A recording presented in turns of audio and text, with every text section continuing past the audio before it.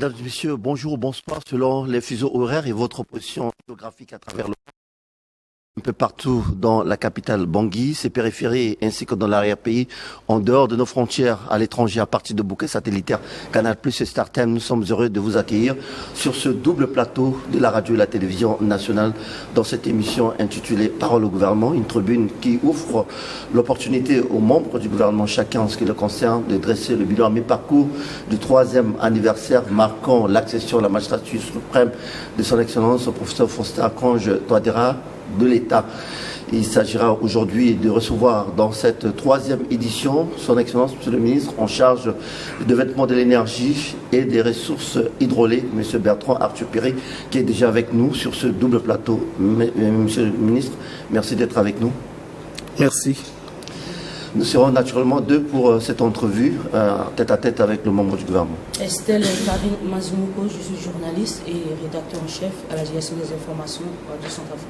Et moi-même, bienvenue Bissayo, fidèle présentateur des grandes éditions de la soirée, en même temps directeur des informations sur la chaîne de la télévision nationale. Monsieur le ministre, nous allons ouvrir le contenu de cette entrevue par la question liée aux avancées notables enregistrées à l'actif de votre département depuis que vous êtes à la tête de ce département. Vous avez été reconduit une fois de plus dans le tout premier gouvernement de la 7e République. C'était le 4 janvier de l'année en cours. Alors dites-nous, quelles sont les avancées que l'on peut enregistrer à votre actif dans le secteur de l'énergie? Je voudrais d'abord vous remercier la télévision et la radio Centrafrique, mon collègue le ministre de la Communication, pour toutes les dispositions prises pour nous préparer ce plateau, pour qu'on puisse informer l'opinion nationale et internationale. Revenons à votre question, je voudrais vous me permettez, remercier d'abord le président de la République, le Premier ministre, qui ont bien voulu, non seulement pour la première fois, me confier ce département, mais ensuite me reconduire. C'est une marque de confiance. Tous mes collaborateurs et moi, nous sommes reconnaissants envers cet acte-là. Et je prends la parole aussi au nom de mes collaborateurs pour dire au président de la République et au Premier ministre merci. Maintenant, à votre question, quelles sont les avancées? Il y a peut-être 2 ou 3 phases. Vous savez, parlons de l'énergie, sous-secteur électricité. Les premières installations hydrauliques, c'est-à-dire l'électricité produite à partir de l'eau, ont été installées en République centrafricaine dans les années 60, notamment entre 53, 54, 55, 56 par là, avec une capacité de environ 8 MW, 8 à 10 MW pour une population estimée à 300 000 habitants. Il a fallu attendre 1976 pour connaître encore l'installation de centrales hydrauliques, c'est-à-dire l'électricité produite à partir de l'eau en 1976 avec 10 MW. Et puis, c'est tout. C'est vrai qu'au niveau de Bangui, nous avons eu la centrale thermique, c'est-à-dire l'électricité produite à partir des générateurs de carburant. Dans certaines villes de province, nous avons des générateurs où on produit l'électricité à partir des générateurs du carburant. Mais si on prend l'ensemble des installations tant de Bangui que de l'arrière-pays, de 1953-54 à 1976, on ne dépassait pas 20 à 22 mégas, difficilement. Et puis, c'est tout. 1976, c'est tout. Il a fallu attendre 2021. D'abord 2016, avec l'arrivée du président Faustin Archange Touadéra à la magistrature suprême de l'État, il a très vite compris que le développement ne peut se faire sans le développement de l'énergie, du sous-secteur électricité, parce que l'électricité est transversale. Donc, il a commencé à négocier avec les partenaires qui ont bien voulu, et je profite de votre micro pour remercier tous ces partenaires qui ont bien voulu accepter, financer les projets. Alors, la deuxième phase, nous sommes au mois, je crois, vers septembre, septembre comme ça, 2021, si je me trompe, mais entre août et septembre, nous avons inauguré Boali 2 de doublé avec une capacité de 10 MW.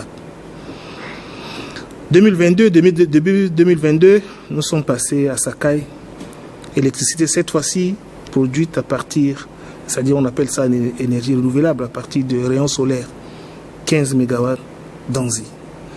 Toujours, nous sommes arrivés à 2023 avec 25 MW d'Anzi. Je parlais de Sakai, de d'Anzi. Entre-temps, nous avons eu 10 MW de thermique. Et puis, récemment, j'étais à Berberati, à Bambari, nous avons eu 1 MW, 1 MW. Alors, donc, si vous prenez, entre 2021, il y a eu 10 MW, il y a eu 25 MW, il y a eu encore 10 MW, il y a eu 2 MW. Nous sommes au-delà, presque à 50 MW, en moins de 10 ans. C'est ça les avancées réelles. En plus de 45 ans, nous sommes restés avec difficilement 20 MW. Le président Faustin Archange Touadéra est arrivé 2016. Nous sommes 2024, moins de 10 ans, nous avons eu plus de 40 MW. Voilà, c'est ça qu'on appelle une avancée significative, palpable et réelle. Monsieur le ministre, en vous écoutant, nous savons qu'il y a eu des avancées significatives, comme vous venez de le souligner. Mais la grande question est celle-ci. Qu'est-ce qui se passe en dépit de toutes ces réalisations? Qu'est-ce qui se passe aujourd'hui? Est-ce que nous continuons toujours à connaître des problèmes de distribution d'électricité et des coupures intempestives au niveau de la capitale? Quel est le vrai problème réellement, monsieur le ministre? Bon, vous savez, ce problème de développement de l'électricité, c'est comme une grande maladie. Une grande maladie qui vous frappe, mais cette maladie, vous ne pouvez pas trouver de solution en quelques heures, quelques jours ou à quelques semaines. Nous sommes restés pendant plus de 40 ans bloqués. Nous sommes en train de faire des avancées. Je voudrais préciser qu'il y a 3 phases pour avoir une bonne électricité dans un pays. Il y a 3 phases. Première phase, d'abord, c'est la production de l'électricité. Et aujourd'hui, nous produisons plus de 70 MW. C'est-à-dire plus de 40 MW depuis 10 ans et environ 20 MW depuis plus de 45 ans. Mais l'électricité produite tant à partir de l'eau, c'est-à-dire hydro, à partir des renouvelables, c'est-à-dire solaire, il faut maintenant transporter cette électricité. C'est comme ça qu'à Boali, à environ 100 km, on produit l'électricité à partir de l'eau là-bas. Si on produit 28, il faut transporter les 28 mégas pour Bangui. Et vous savez que le premier réseau de transport de l'électricité ont été construits également dans les années 50, quelques 60, après 70, après terminé. Donc, il y a eu des faiblesses à ce niveau-là. Nous sommes en train de corriger ces faiblesses-là. Vous arrivez au niveau de Bogora aujourd'hui, nous avons une installation. Vous quittez Bogora pour venir à Bangui, vous avez des câbles. Le réseau de transport de l'électricité est en train d'être modernisé. Aussi, pour la ville de Bangui, nous produisons autour de 28 MW à Boali, plus 25 MW à Danzi, plus 15 MW à Sakai. Mais vous savez, quand on transporte l'électricité, l'ensemble de cette électricité, on passe d'abord par le poste B qui se trouve à Gobongo. Et là, nous arrivons ici avec toute la capacité. Mais quand on quitte le poste B pour aller au poste A au centre-ville, c'est des réseaux de transport qui datent de 1950-1960. La capacité de transport, de réseau de transport, si vous me permettez le terme, entre poste B à Gobongo pour aller à poste A, je vous dis, ça date de 1960-1970. Ça ne peut pas supporter la modernisation que nous sommes en train de faire. Qu'est-ce que nous sommes en train de faire? Nous sommes en train de construire le réseau de transport, nouvelle formule, passant par Danzi, pour prendre à Sakai. Donc on prend 25 MW à Danzi, on met sur 15 MW à Sakai, ça fait 40. Nous allons ressortir au poste A au niveau de l'ENERCA actuel centre-ville et nous allons moderniser. Nous sommes en train de travailler ce qu'on appelle le système de distribution électronique. Vous arrivez au niveau de l'ENERCA aujourd'hui, ce n'est pas ce qui se passe. Un problème réel, c'est que depuis toujours, c'est des déplacements avec des camionnettes, c'est des talkie-walkie, c'est une manipulation mécanique avec la main. Nous sommes en train de moderniser une nouvelle salle de commande qu'on appelle télécommande. À partir de cette salle, vous pouvez commander et distribuer l'électricité à Bimbo. Vous pouvez récupérer à Bimbo, vous distribuez à Wango. Vous pouvez récupérer à Wango, vous distribuez à Boerab, vous distribuez au centre-ville. À partir d'un écran, vous pouvez commander tout cela. Ça nous prend du temps. Bientôt, dans quelques mois, nous allons irréguler.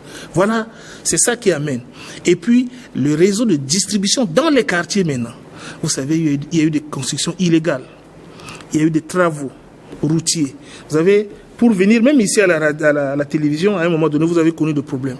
C'est que les câbles qui sont enfouis souterrains ont été coupés sous l'effet des travaux de construction des routes et tout.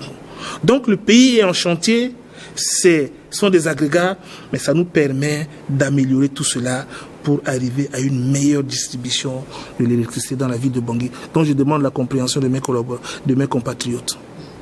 Monsieur le ministre, nous allons aborder avec vous cette fois-ci la question liée à la satisfaction des besoins des consommateurs quand on sait que la société de distribution de l'énergie, Enerca, n'arrive pas ce jour à faire face justement à la satisfaction des besoins de la population. Quelles sont les stratégies que vous envisagez au sein du département dont vous avez la charge pour résorber ce problème épineux qui se pose avec acuité à l'heure actuelle? Quand on parcourt certains quartiers, donc, force est de constater que certains quartiers sont privilégiés au détriment des autres. Non, il y a un problème réel qui se pose. Vous avez posé la question, nous avons commencé à aborder la problématique de distribution de l'électricité dans la ville de Bangui et ses environs. Je vous ai dit, nous sommes en train de moderniser le réseau de distribution. Et depuis, quelques mois, presque un an aujourd'hui, nous avons changé de méthode pour distribuer des compteurs intelligents, c'est-à-dire des compteurs après paiement. Et je profite de votre micro pour sensibiliser mes compatriotes. Ces compteurs vous permettent de contrôler votre consommation, de maîtriser votre consommation et de faire l'économie de l'énergie gaspillée et de redistribuer à d'autres personnes. Je prends un exemple simple. Vous prenez pour 10 000, mais vous allez faire attention. Il ne faut pas allumer telle lampe, il ne faut pas laisser le congélateur, il ne faut pas laisser la climatisation. Quand vous contrôlez tout, ça vous permet de vous contrôler vous-même, de contrôler votre consommation et de payer juste ce que vous consommez. L'économie qu'on aura dégagée, le gaspillage qu'on aura à économiser, on va redistribuer à la population. D'abord, dans un premier temps, c'est la pédagogie. Nous sommes en train de conscientiser, de parler à nos compatriotes pour leur dire d'adhérer, d'accepter, aller vers les compteurs intelligents. Nous sommes en train de faire un travail interne au niveau de l'Enerca pour créer des postes de paiement plus proches des populations dans les arrondissements. Nous sommes en train de mener ces réflexions-là. Et avec les compteurs après paiement, quelqu'un va payer juste ce qu'il aura à payer. Et nous sommes en train de travailler avec l'urbanisme pour le plan directeur, le schéma directeur de la ville de Bangui. Vous savez qu'il y a eu des constructions anarchiques. Des fois, les câbles qui sont enfouis sont coupés. Je vous dis, au niveau de l'aéroport, l'Enerca est resté pendant plus de 2 semaines pour chercher à savoir où est-ce que le câble est coupé, parce que c'était enfoui. Et c'est des cas comme ça dans la ville de Bangui. Maintenant, je reconnais que ce que nous produisons, les 70 mégas ne suffisent pas. Nous avons besoin d'environ 180 à 200 mégas. Nous avons besoin de ça. Nous sommes en train de travailler avec les partenaires. Je demande la patience de nos compatriotes. Je vous ai dit, nous sommes restés pendant 45 ans sans rien faire. Bon, peut-être qu'il y avait des problèmes réels à l'époque, mais en 10 ans, moins de 10 ans, nous avons fait déjà un grand pas. Je demande la compréhension de nos collaborateurs sous le leadership du professeur Faustin Akange Touadéra. Je vous dis, au Conseil des ministres, je suis interrogé pratiquement chaque Conseil des ministres sur la question de stabilisation de l'électricité, production de l'électricité, distribution de l'électricité dans l'intérêt de la population, sous l'œil éclairé du président de la République, chef de l'État, sous le contrôle du Premier ministre, chef du gouvernement. Et c'est ce que nous sommes en train de faire pour le moment. Monsieur le ministre, en parcourant plusieurs coins de la capitale et même de sa périphérie, on constate maintenant que la majorité des forages qui ont été installés ne fonctionnent plus. atteint, on sait que la population maintenant a de sérieux problèmes, d'énormes difficultés d'accès à l'eau potable. Qu'en dites-vous, monsieur le ministre? C'est vrai que dans le domaine de l'hydraulique en milieu urbain est réservé à Sodeka. C'est le rôle de Sodeka de distribuer de l'eau dans le milieu urbain. Maintenant, dans les milieux périurbains et ruraux, c'est l'hydraulique confiée à l'ANIA. Bon. Pendant les crises, je ne sais pas quelle année nous avons connu une crise grave dans le domaine de l'eau. Nous avons eu le financement de l'État avec quelques partenaires pour construire des forages dans la ville de Bangui et périphérie. Mais qu'est-ce qui se passe? D'abord, il y a des entreprises qui se disent entreprises de construction de forages, qui n'ont aucune qualification, qui sont arrivées et qui exercent cette activité-là. Il y a des sociétés qui arrivent avec des engins non indiqués, qui font des travaux de forage, mais pas en respectant les normes. Qu'est-ce que nous avons fait au niveau du département? Je crois que ça fait 6-8 mois, j'ai convoqué toutes les sociétés de construction de forage, toutes ces sociétés, pour leur préciser les directives, la loi qui existe. Avant de construire un forage quelque part, vous devez envoyer une demande d'autorisation au ministère. Je donne mon accord, la direction générale de l'hydraulique met à votre disposition les techniciens indiqués, ceux qui sont formés pour vous assister dans les différentes étapes de construction de votre forage.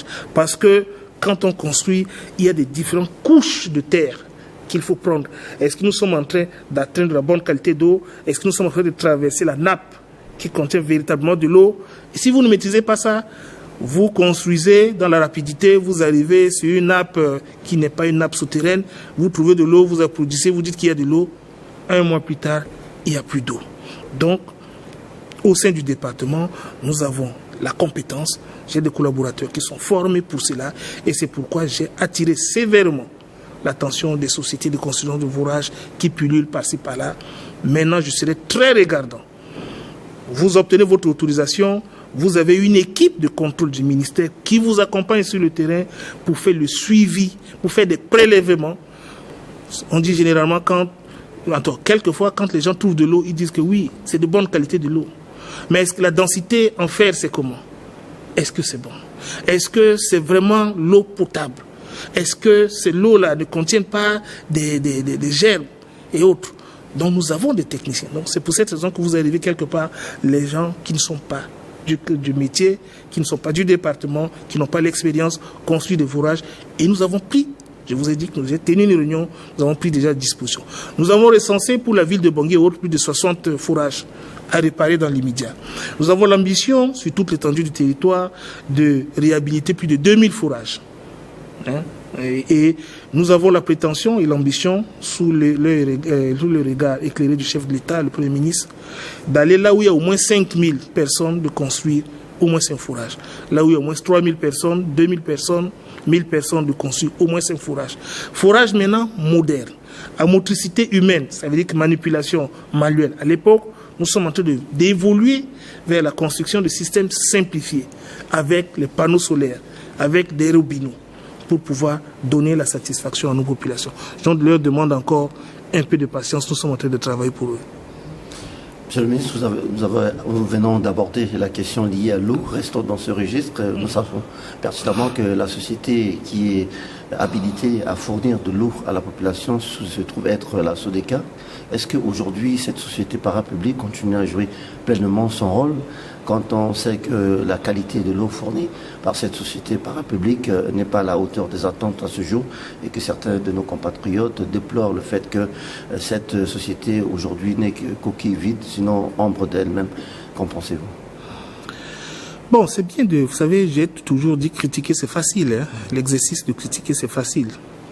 Mais notre société nationale, Sodeka, date de 1950.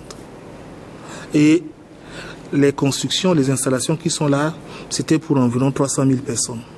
Aujourd'hui, la ville de Bangui compte plus d'1 500 000 personnes. Est-ce que la capacité d'installation actuelle répond?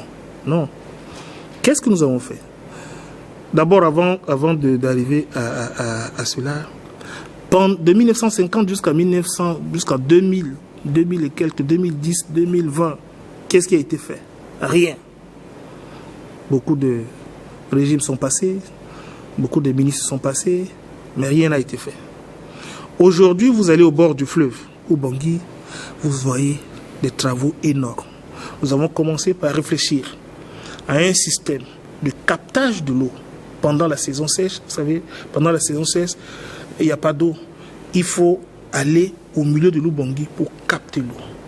Nous sommes en train de travailler les réseaux de transport de l'eau captés au niveau de l'Oubangui pour aller au niveau de bassin de traitement au niveau de la colline de Sodeka. Nous sommes en train d'améliorer cela. Ces canaux pour prendre de l'eau au niveau de Bouangui datent de 1950-1960. C'est maintenant que nous sommes en train de faire les travaux. Donc, bientôt, je crois, avant la fin de cette année, nous allons inaugurer la station de captage, de pompage au niveau des bassins de traitement afin de faire le refoulement dans les quartiers. Mais là encore, il y a un autre problème. Je reviens sur la question des constructions illégales, illicites, des canaux qui sont creusés par-ci, par-là. On casse les tuyaux de Sodeka. Certains tuyaux sont enfouis sous le sol. On capte au niveau de l'Oubangui une grande quantité. On fait le traitement au niveau du bassin de traitement. On a peut-être 100 litres, je donne des exemples comme ça. Pour distribuer, on arrive à distribuer que 40. Les 60 sont enfouis du fait des constructions illégales, des canalisations. Nous sommes en train de revoir pour avoir le nouveau schéma directeur de la ville de Bangui pour le réseau de distribution de l'eau. Et nous sommes avec un partenaire travailler sur la question de Grand Bangui pour construire un réseau indiqué à l'heure de développement. Donc voilà ce que nous sommes en train de faire pour le moment. Monsieur le ministre, le chef de l'État, Faustin Archange Touadéra, parle déjà de la rupture et le RCPCA est en train de basculer en ce moment vers le PND, le Programme National de Développement. Alors dites-nous, dans ce contexte, quels sont les projets en matière de l'électricité et des ressources hydrauliques qui contiennent déjà ce programme afin de relever les grands défis au sein de ce département dont vous avez la charge? J'avais dit tantôt que nous avons beaucoup travaillé simplement pour produire l'électricité pour la ville de Bangui. Le président de la République nous a donné des instructions très claires. Le Premier ministre a envoyé, transmis ces instructions du président de la République en lettre de mission à mon département et ainsi qu'à tous mes collaborateurs. Nous avons l'ambition aujourd'hui d'amener l'électricité dans l'arrière-pays, développer l'électricité en milieu rural, dans nos grandes villes de province. Vous savez, le taux d'accès à l'électricité dans nos villes de province, c'est moins de 5%. Alors, celui qui est à Birao, celui qui est à Bambari. À Bambari, on a déjà donné l'électricité là-bas. Vous arrivez à Bambari, vous avez l'eau. Mais celui qui est à Birao, celui qui est à Salo, celui qui est à Bangassou, a besoin de l'électricité. Et nous sommes sur de grands projets. J'ai posé la première pierre à Gamboula. Nous allons bientôt aller à Bouda, nous allons aller à Bois, nous irons à Boussembele, nous irons à Birao, nous irons à Bangassou pour amener de l'électricité dans l'arrière-pays, en tel que le centrafricain qui se trouve là-bas puisse avoir l'électricité pour avoir les activités génératrices de revenus. Nous avons, dans un projet qui est en train de démarrer, amener l'électricité dans des écoles. En province, plus de 3000 écoles sont retenues pour qu'on puisse amener l'électricité dans ces écoles-là. Dans les centres de santé, vous êtes avec moi. Madame, je vous prie de m'excuser. Vous savez, dans l'arrière-pays, c'est avec cœur pincé. Parfois, vous êtes mère d'enfants, mais quand l'enfant veut venir au monde, l'enfant ne choisit pas. L'enfant ne demande pas notre avis. À minuit, l'enfant veut venir au monde. Et dans l'arrière-pays, il y a des femmes qui accouchent avec des lampes torches de nos jours. Le président de la République a dit plus jamais ça. C'est pour cette raison, dans ce nouveau projet, nous sommes en train de travailler. J'ai cité plusieurs villes et nous allons amener de l'électricité partout, sur toute l'étendue du territoire. Mais nous allons amener progressivement sur l'œil éclairé du chef de l'État, le professeur Faustin Archange Touadéra. Ça c'est le domaine de l'électricité. Dans le domaine de l'eau, je vous ai dit, nous avons l'ambition dans notre programme triennal 2023-2025 voire 2026 de construire plus de 3000 forages. Nous avons déjà commencé. Nous avons élaboré une cartographie. La construction de forages ne se feront plus comme ça. Nous avons 623 000 km². Ces 623 000 km² de la République centrafricaine doivent être couverts avec de l'eau. Donc nous allons voir. Birao, quel est le taux d'accès là-bas? Il faut amener l'eau là-bas. À Salo, il faut amener l'eau là-bas. À Boire, il faut amener là-bas. À Bangassou, à Obo. Nous sommes en train de travailler sur une cartographie de telle manière à construire les forages, c'est-à-dire l'eau potable d'une manière équitable sur toute l'étendue du territoire, parce que le centrafricain qui se trouve à l'est, à l'ouest, au nord, au sud, c'est un centrafricain. Il a droit à l'eau. Voilà, ce sont ces grands défis qui se trouvent dans le nouveau projet en chantier pour le moment. Mais aussi, Monsieur le ministre, la République centrafricaine dispose des chutes. Hein? Elle dispose des chutes.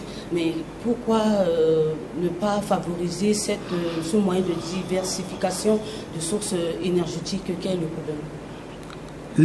Les ressources, mais justement, aujourd'hui, un autre grand projet, je vous remercie pour votre projet, c'est des petites centrales hydroélectriques. Il y a plusieurs villes. La ville de Baïdou, d'abord à Gamboula, c'est la petite centrale hydroélectrique, c'est-à-dire l'électricité produite à partir de chutes d'eau. À Baïdou, nous allons produire l'électricité à partir de chutes d'eau. Je ne sais pas, il y a au moins 6 villes comme ça qui sont déjà retenues dans le cadre de petites centrales. Ça veut dire quoi? Ça veut dire que c'est des petites centrales de 1-2 mégas, 1-2 mégas pour aller vite et couvrir une localité bien déterminée. Mais nous voulons migrer vers une électricité hybride. Il y a l'eau, l'électricité produite à partir de l'eau. Nous avons également le soleil. Dans notre pays, nous avons sur les, je ne sais pas, une année à comme 365 000 jours, mais nous avons au moins 360 000 jours de soleil. Qu'est-ce qu'on en fait? Le seul Dieu, dans sa grâce, nous a donné gratuitement le soleil. Il faut en profiter. Donc nous avons l'hydro et nous avons le soleil. Je viens de signer à Brazzaville avec le projet de l'Afrique centrale pour une étude sur la Lobaye où on aura 60 mégas. Nous sommes en train de travailler dans un cadre bilatéral, dans l'interconnexion avec le Congo, le Cameroun, pour mener l'étude sur Baïdou, et pas sur Djimoli, pardon, sur Djimoli, là où on a une capacité de 180 mégawatts. Ça veut dire que nous sommes sur un chantier et une fois de plus, je demande l'accompagnement de nos compatriotes, d'être patients avec l'œil éclairé du président de la République, le Premier ministre. Nous allons donner satisfaction à la population. Monsieur le ministre, le timing qui nous est accordé pour cette entrevue en exclusivité avec vous tire pratiquement à sa fin. Je vais pouvoir fusionner les 2 dernières questions avant de passer à la seconde étape. Alors, on sait pertinemment également que la République centrafricaine, pendant plusieurs années, a connu un problème crucial de ravitaillement en carburant. Quelles sont les dispositions prises en ce moment par le gouvernement dont le ministère en charge dont vous chapeautez pour faire en sorte que ce problème ne puisse plus se répéter à l'avenir à la satisfaction des consommateurs? Et secondo, quelles sont les mesures drastiques que vous avez envisagées pour mettre fin à ce phénomène de vente frauduleuse de carburant dans notre pays? Sur cette question, j'avoue qu'il y a beaucoup de choses à dire. Mais je vais synthétiser, si je parviens, parce qu'il y a vraiment des choses à dire. Vous savez, notre pays, la République centrafricaine, à l'époque de notre société nationale qu'on appelait Petroca. Petroca qui avait été liquidée sous la pression internationale en 1994. C'était une société équilibrée. C'était une société bénéfique. C'était une société rentable. L'immeuble qu'occupe le Premier ministre a été construit à Petroca. Petroca faisait une bonne distribution. Le réseau de distribution de courses était fluide. Il n'y avait pas de problème de pénurie. Mais sous la pression internationale, Petroca avait été liquidé. Et je peux vous dire, 2 mois, en 1994, après la liquidation de Petroca, nous avons commencé à connaître une pénurie. Jusqu'aujourd'hui. Jusqu'aujourd'hui. C'est ça la réalité. Ce n'est pas la faute de l'État. L'État avec une société profitable, bénéfique, mais sous la pression, on a dit. Mais cette situation a été aggravée par la crise en Europe, la guerre entre l'Ukraine et la Russie, qui sont les plus grands pays producteurs de pétrole et qui distribuent le pétrole dans le monde et en Afrique. Le réseau de distribution a été perturbé. Qu'est-ce qu'il faut faire? On commençait à connaître des pénuries. Vous êtes dans la ville de Bangui, pendant des semaines, on n'arrivait pas à avoir le carburant. Alors nous avons commencé à mener la réflexion. le secteur était libéralisé. Il était question que les marketeurs qui sont installés ici, qui ont l'agrément d'importation et de distribution, puissent apporter le carburant. Mais c'est encore ici, quelquefois, il y a la géopolitique qui rentre là-dedans. Bon, tel navire ne peut pas aller accoster, tel produit ne peut pas aller dans tel pays. On a connu du tout. Nous avons mené la réflexion. Le président de la République centrafricaine, Faustin Archange Touadéra, a donné des instructions très claires au Premier ministre. Le Premier ministre me l'a répercuté. Nous avons mené la réflexion pour chercher à régler définitivement cette question de pénurie chronique en République centrafricaine. En faisant quoi? Aujourd'hui, nous avons pris la décision que l'État puisse reprendre la main sur les importations de produits pétroliers.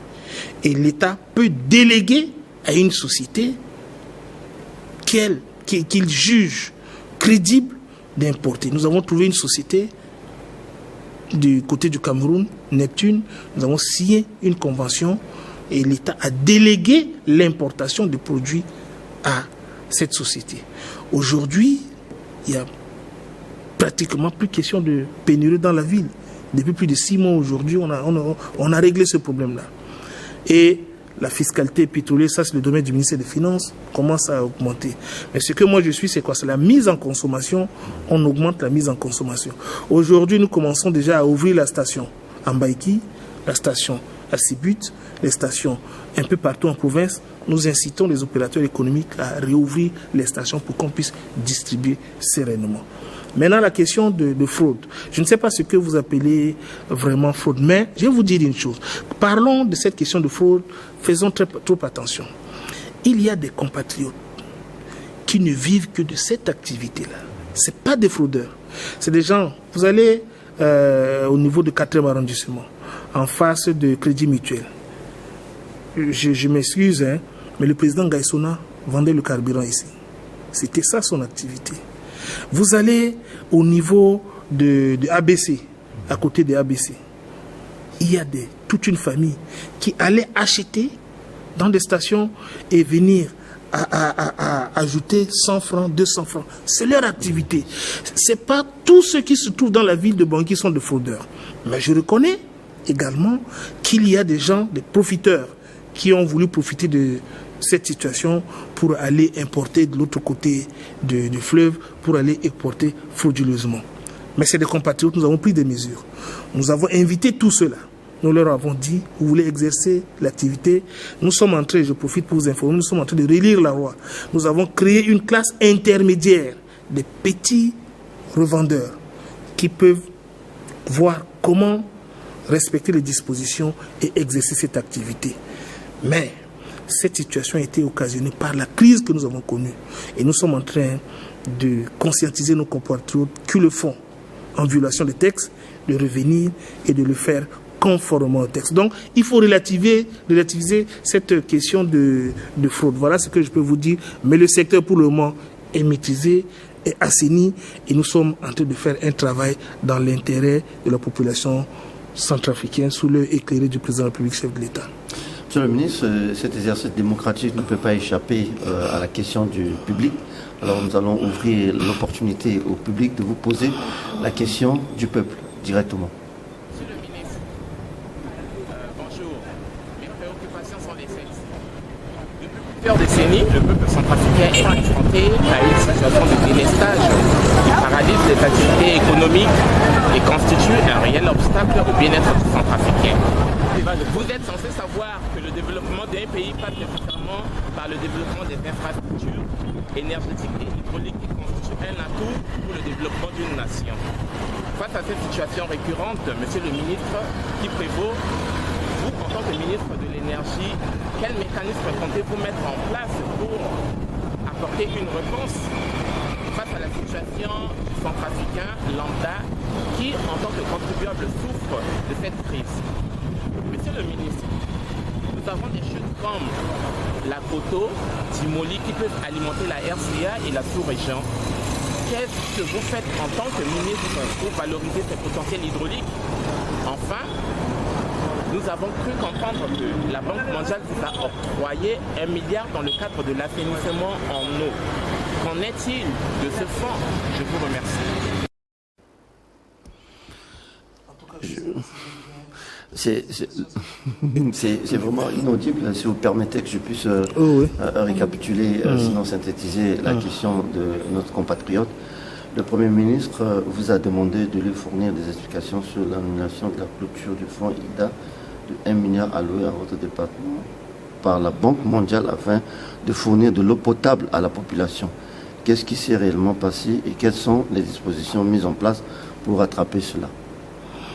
Bon, c'est vrai, il y a certains compatriotes de notre département qui ont démontré leur capacité à pénétrer l'administration publique et à faire sortir les documents officiels. Le Premier ministre m'a envoyé une demande d'éclaircissement qui est justifiée, fondée. Mais qu'est-ce qui se passe? Vous savez, c'est des projets qui étaient exécutés dans l'arrière-pays, à Bambari et à Berberati. Et vous savez, c'est dans ces zones-là, c'est des zones de conflit. Lorsqu'il y a bruit, mais les entreprises ne travaillent pas. Et dans ces zones, à un moment donné, on avait des difficultés de trouver du carburant. Il faut suffisamment du carburant pour travailler. Et la conjugaison de ces facteurs-là, l'indisponibilité des entreprises lorsqu'il y a bruit de bottes, lorsque on signale, il y a des Centrafricains de mauvaise foi qui sont à animer les réseaux sociaux pour dire que oui, les gens vont sortir à tel jour, les gens vont sortir. Et ça fait peur aux opérateurs économiques, aux entreprises qui sont dans leur pays et quelquefois qui prennent du temps. Et comme je l'ai dit, il y a également la procédure. Vous savez, ces partenaires ont quelquefois des procédures rigides. Vous envoyez un document pour que ça soit validé en 2 semaines, vous pouvez attendre 2 mois pour que le document soit validé. Donc il y a un ensemble, c'est vrai que les entreprises, quelquefois sous l'effet de la peur, n'ont pas régayé les lieux d'exercice de leur activité, mais il y a des procédures internes également qui ne facilitent pas le décaissement vite, l'évolution. Donc je suis en train de réunir les éléments et pour travailler. Mais nous sommes en train de prendre langue avec les différentes banques.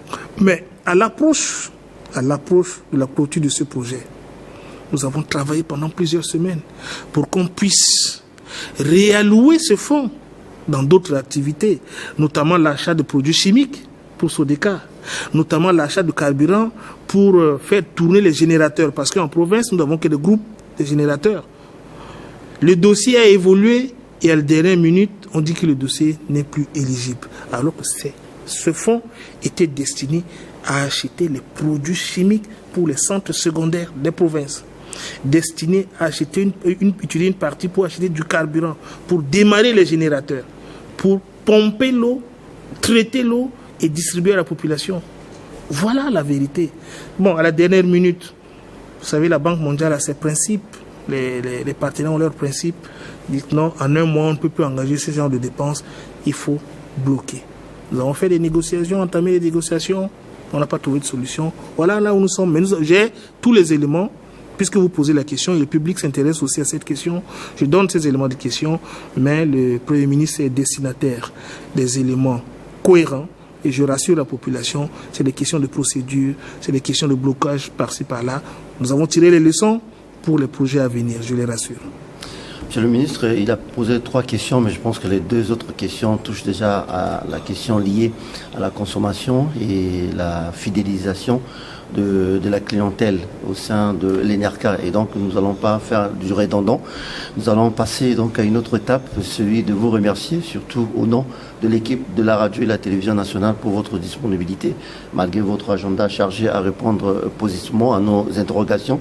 C'était des questions qui se disent plus bas, que nous avons voulu remonter plus haut pour que la population puisse savoir exactement ce qui se fait au sein de votre département pour assainir le secteur de l'électricité et de l'eau en Centrafrique. Mais permettez que moi aussi, au nom de tous mes collaborateurs, vous dire un mot. Vous, professionnels de médias, grâce à vous, nous sommes suivis un peu partout. Comme quelqu'un a dit, qu'il pleuve, qu'il vente, qu'il neige, vous êtes toujours là. La nuit, vous êtes toujours là. Vous faites un sacrifice énorme. Nous également, au niveau du ministère de l'Énergie, nous disons que si nous sommes bien écoutés, si nos activités sont relayées, vues, c'est grâce à vous. Et c'est pourquoi je voulais, de tout cœur, au nom de tous mes collaborateurs, vous dire infiniment merci, que Dieu vous bénisse pour tout ce que vous faites. Nous étions deux pour cette entrevue. C'était Estelle Karine Mazmoukou, journaliste et rédacteur en chef à la direction des informations à Radio Centrafrique. Et moi-même, bienvenue Bissayou, directeur des informations de Télé Centrafrique. Nous poursuivons cette édition consacrée essentiellement au passage de membres du gouvernement. Pour la 4e édition, nous avons eu l'honneur de recevoir sur ce double plateau de la radio et de la télévision nationale son Excellence Monsieur le ministre en charge du développement de l'énergie et des ressources hydrauliques Bertrand Arthur Piré, qui a passé en revue les avancées significatives relevées au sein du département dont il a en charge dans le secteur de l'eau et de l'électricité et les nombreux projets de société qui sont envisageables par son département pour une meilleure consommation de l'électricité et de l'eau de qualité sur l'étendue du territoire national. Merci à vous de l'avoir suivi. Seulement, ne quittez pas car nous allons vous inviter à suivre un extrait du documentaire mettant en relief les grandes actions phares réalisées à l'actif du président de la République, chef de l'État, depuis son accession à la magistrature suprême de l'État. Et nous allons nous retrouver juste après ce film et documentaire pour la version langue nationale. À tout de suite. Mathématiques pures, issu de l'Université scientifique de Lille 1 en France et de Yaoundé 1 au Cameroun. Un monsieur exemplaire avec une morale irréprochable qui, par ses actions citoyennes, s'est vu décerner plusieurs titres honorifiques à son actif sur le sol national.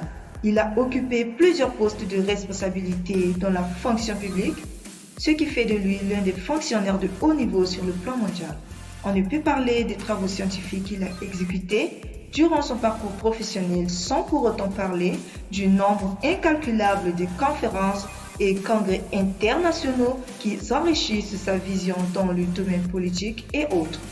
En même temps qu'il combat la crise sécuritaire, il s'investit dans la construction du pays, comme en témoignent plusieurs réalisations, tant à Bangui qu'en province.